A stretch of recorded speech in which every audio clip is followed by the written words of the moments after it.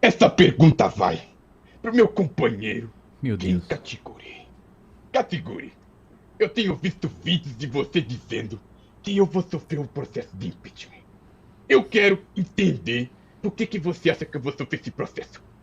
Se o Brasil vai de vento em popa, as pessoas estão comendo picanha, as pessoas estão com barriguinha cheia de leite, o Nando Moura tá faceiro andando de mutangue. Por que eu vou sofrer um impeachment se o Brasil vai de vento em popa? Meu Deus. Olha, eu já vi imitação ruim.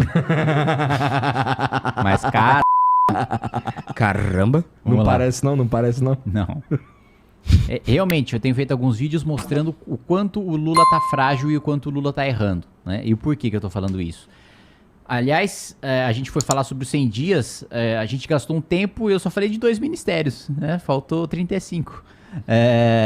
Tem merda em todos eles. Assim, Deve ter acerto também em todos eles. É impressionante. Na verdade, assim, até agora, eles nem tiveram a oportunidade de acertar, porque nenhum projeto do governo foi votado no Congresso Nacional. Nem medida provisória para criar o ministério.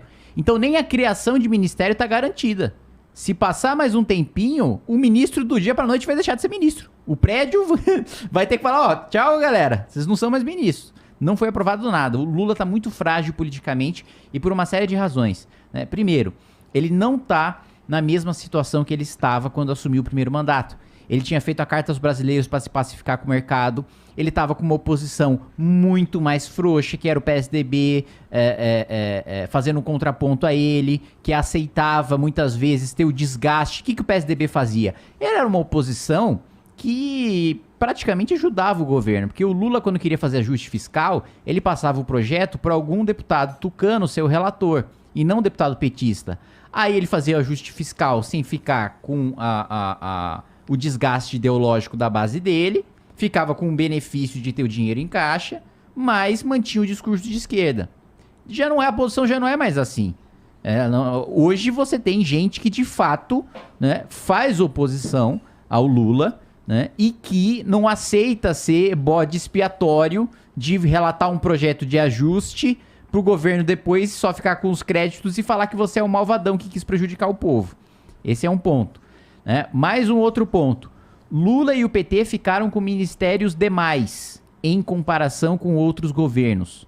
Eles sempre formaram base distribuindo ministérios. Dessa vez, eles têm 37, só que 24, e dentro desses 24 estão os mais importantes, ficaram ou na cota pessoal, que a gente chama do presidente da República, do Lula, ou indicação da coligação que elegeu ele, que são 100 deputados. PT, PCdoB, né, PSOL, etc. Né, da coligação que elegeu ele. E sobrou pouco ministério para formar a base. E são ministérios menos relevantes. Por isso que ele não tá conseguindo maioria hoje, por isso ele não ousou mandar nenhum projeto, porque ele sabe que ele vai tomar pau. Então, primeiro ingrediente pro impeachment tá dado, não ter base no Congresso Nacional. E isso aconteceu muito rápido, tá acontecendo muito rápido com o Lula. Todo mundo esperava o Lula habilidoso politicamente, que sempre foi. Né? Inclusive a oposição esperava um Lula habilidoso. Eu esperava um Lula habilidoso politicamente que formasse base muito rapidamente. Não é o que está acontecendo. Um outro ponto. O que se tem de bastidor é que o Lula está muito arrogante. Que o Lula não está escutando ninguém, nem do próprio PT, nem os seus ministros do PSB, nem de outros partidos. Então, quando ele erra, ele justifica o próprio erro, mas não muda de rota. Esse é outro ingrediente para impeachment também, quando o presidente fica descolado da realidade. E outro ingrediente fundamental para o impeachment é a crise econômica. E a economia está indo ladeira abaixo.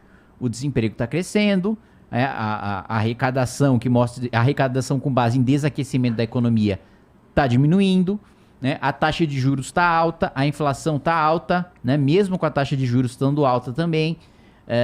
Então está tudo caminhando para um desastre econômico e tudo que o governo sinaliza piora a economia. Tornar, por exemplo, aplicar CLT para motorista de aplicativo ou para entregador de aplicativo. Isso aí vai piorar a economia, vai afastar a empresa. Tributação, criar 150 ou 300 bi de tributação. Isso aí piora a situação econômica. Aumentar o gasto real em pelo menos 0,6% ao ano. Isso aí piora a economia também. Então, outro ingrediente de impeachment é a economia tá indo mal, que irrita a população e leva a população para a rua, independentemente do seu espectro ideológico. Né? A gente não derrubou a Dilma só com gente de direita, a gente derrubou a Dilma com o eleitor da Dilma indo pra rua também, né? Que é o que agora tá, pô, Paulo Coelho, que é um cara hiper de esquerda, descendo o pau no Lula, falando que se arrependeu de fazer campanha pro Lula. Paulo Coelho é um cara, assim, que trata a direita como lixo. Como gente que tá a serviço de banco, de rico e que odeia pobre.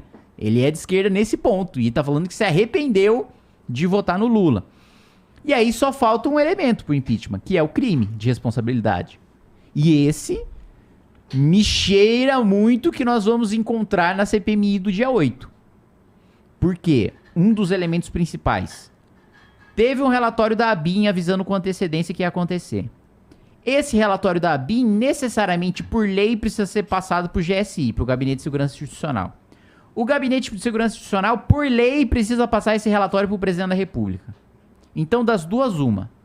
Ou o ministro do Gabinete de Segurança Institucional cometeu crime, porque desrespeitou a lei, ou ele passou pro Lula e o Lula foi também cometer uma omissão, uma negligência criminosa em relação aos ataques do dia 8 e, portanto, também está passível de sofrer impeachment. É por isso, por essa construção, por essa combinação de ingredientes, que eu acredito que há sim uma possibilidade razoável do Lula não terminar o mandato. E aí a gente vai ter Geraldo Alckmin de presidente, cara. Isso. E aí? Aí não sei. Isso é foda, hein, aí cara? Eu não sei se ele segue a política do Lula, aí eu não sei se ele vai seguir política própria, porque a exemplo do que aconteceu com a Dilma, o Temer mudou radicalmente a direção do governo. Não sei se o Alckmin faria a mesma coisa. Ou se ele ainda tentaria manter alguma lealdade aos petistas. Escondam suas merendas. Eu tendo a achar que não. Eu tendo a achar que o Alckmin meio que deixaria de canto, assim, boa parte da esquerda e o PT, inclusive, caso o Lula sofresse impeachment. Vai ter cargo pra Janja, será? Mesmo porque, se chegar num ponto do Lula sofrer impeachment, significa que ele ficou muito impopular. Outro ponto. Lula já é o presidente mais impopular no primeiro mandato desde 1988. Já é. Mas isso é um retrato óbvio. Até como se deram as eleições, né? A Dilma... Mas a Dilma não tava no mesmo cenário de polarização insana que a gente tá agora. Mas calma, se você for falar de eleição apertada... Não tô falando... É que não é a eleição apertada, especificamente a eleição apertada de 2022, foi uma eleição que ódio estava envolvido. Sim, então, concordo. Quando o ódio tá envolvido, eu vou responder uma pesquisa com ódio. Sim. Não é? Teve gente que morreu na eleição, gente matando gente. Então, né? Então, o que eu quero dizer não me parece absurdo que ele tenha esse índice de reprovação, tá ligado? Não, tudo bem, não é absurdo, mas é um elemento que prejudica muito ele. Independentemente do porquê. É um elemento que prejudica muito ele. Aquilo, tipo, um presidente extremamente impopular, um presidente sem articulação política no Congresso, com possível crise econômica, no Brasil geralmente termina em impeachment. A receita, geralmente é essa. Que coisa. Ao mesmo tempo... Não é nem questão de gostar ou não do Lula. Eu fico pensando... Eu sinto pena do Brasil, tá ligado? Mas aí que tá. Eu lembro que quando eu defendi o impeachment do Bolsonaro, vi a gente falando, pô, mas mais um impeachment, isso vai fazer mal pro Brasil. Eu cara, era um desses caras, tá? Desde a redemocratização, todos os impeachments que aconteceram, o Brasil melhorou. O governo Collor veio com o Plano Real, depois o impeachment dele veio o Itamar Franco com o Plano Real. E o Temer foi muito melhor que o governo Dilma. Tipo, no Brasil... Impeachments, historicamente, não golpes militares, etc. Impeachments deram bom.